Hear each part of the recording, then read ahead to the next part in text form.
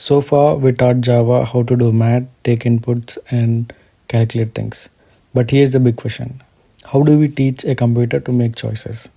Like, if you are under 13, you can't watch horror movies. If you are 18 or older, you can watch anything. This is where if else conditions come in. What is if else? Think of it like if it's raining, take an umbrella. Else, wear sunglasses. It's basically telling the computer, check this condition, do this if it's true, otherwise, do that. In Java, the structure looks like this: if condition, code runs if condition is true, else, code runs if condition is false. Let's build a program that recommends movies based on your age.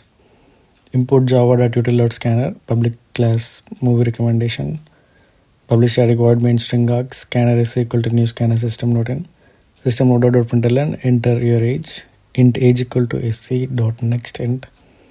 If age less than 13, system node.println, we recommend animated movies like Frozen or Toy Story. Else if age less than 18, system node.println, we recommend teen movies like Spider-Man or Harry Potter.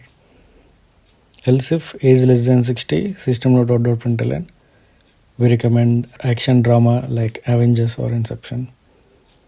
Else, system node.println, we recommend classic movies like The Godfather or Sound of Music. Let's run this. Enter your age, 10. We recommend animated movies like Frozen or Toy Story.